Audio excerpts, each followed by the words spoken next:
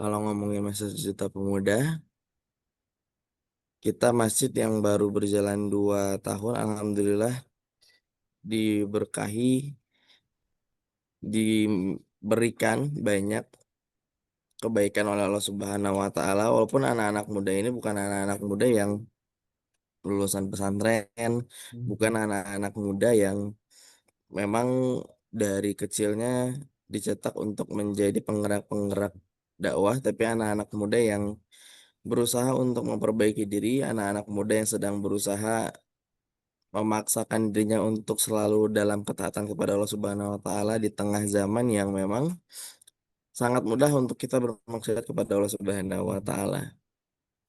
Ngomongin masa sejuta pemuda, berjalan 2 tahun, alhamdulillah hari ini pengurusnya ada sekitar 54 orang dan Masya semuanya Allah. anak-anak muda. Mhm, mhm. eh Rata-rata usianya di bawah 30 tahun. Jadi Mhm, ada yang 20 tahun, 25 tahun, 28 tahun.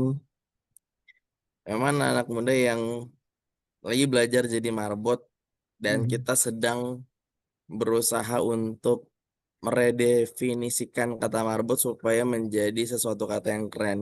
mhm, Kalau mhm. lah sebelumnya marbot ini profesi yang agak malu untuk disebutkan di depan calon mertua, Betul, kita betul. berusaha gimana caranya marbot ini menjadi suatu profesi ketika disebutkan saya adalah marbot itu sesuatu yang keren. Mhm, Biasanya marbot itu tukang bersih-bersih aja, tukang azan dan lain-lain. Tapi kalau di Masjid Sejuta Pemuda, marbot di sini ada yang jadi barista, Masya jadi Allah. guru ngaji, Mhm, jadi kontraktor, ada yang jadi arsitek, macam-macam. mhm, Jadi memang kita pengen meredefinisikan kata marbot supaya anak-anak muda itu enggak kaku, anak-anak muda tidak memandang masjid ini sebagai tempat yang kaku, tempat yang menakutkan. Bagaimanalah orang ini bisa kembali kepada Allah Subhanahu wa taala kalaulah rumahnya saja itu sudah didefinisikan, itu sudah ada gap antara anak muda, antara masyarakat dengan masjid. Seolah-olah masjid ini hanya dikhususkan untuk orang-orang yang soleh saja, seolah-olah masjid ini hanya dikhususkan untuk orang-orang yang sudah ngaji aja, yang sudah belajar mhm, agama aja, yang sudah pakai gamis aja.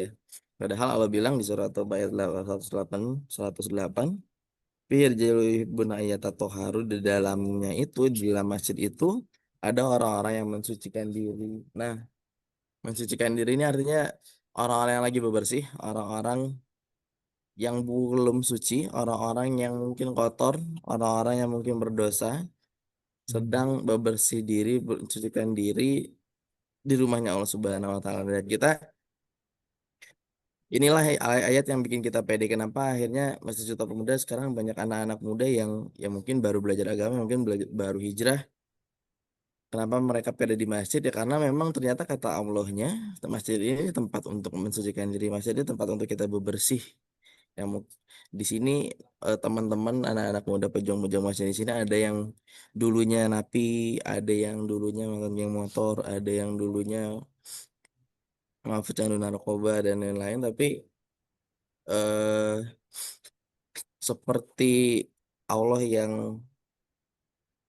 luas kasih sayangnya dengan Rahman dan Rahimnya, seharusnya pengurus-pengurus masjid dan masjidnya bisa menjadi perwakilan Allah atas nama tersebut gitu loh. Jadi kita pengen umat-umat ini, masyarakat-masyarakat ini nggak ada gap antara mereka dengan masjid.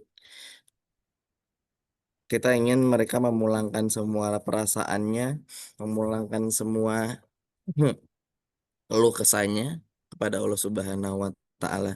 Kita hari ini tidak bisa menyalahkan banyak orang yang pulang mungkin ke tempat hiburan, ke klub, Mhm, ke tempat karaoke, ke tempat mhm, maksiat, ke kafe mungkin atau ke tempat-tempat healing lainnya.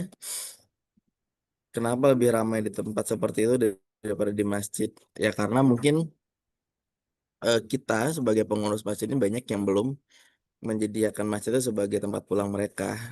Ketika Masjid Sejuta Pemuda ini aktivasi program masjid 24 jam, mulai berdatangan orang-orang yang random. Ada orang yang tadinya mau bunuh diri, ada orang yang tadinya mau cerai dengan keluarganya, ada tadinya orang yang eh mau minum racun dan lain-lain gitu loh. Tapi yang mahal adalah ketika mereka punya masalah tapi diarahkan oleh Allah Subhanahu wa taala datang ke masjidnya Allah Subhanahu wa taala, dan pengurus masjid tugasnya bukan menjudge, bukan menghakimi, bukan menghukumi, tapi kita menerima.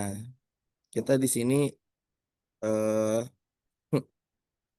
ditekankan kepada marbot, kepada para pengurus untuk selalu berkelakuan sama, selalu melayani dengan pelayanan terbaik kepada siapapun yang datang ke masjid. Kita tidak memandang kendaraannya apa, tidak memandang pakaiannya apa, masalahnya apa, karena semua punya hak yang sama untuk balik ke Allah Subhanahu wa taala.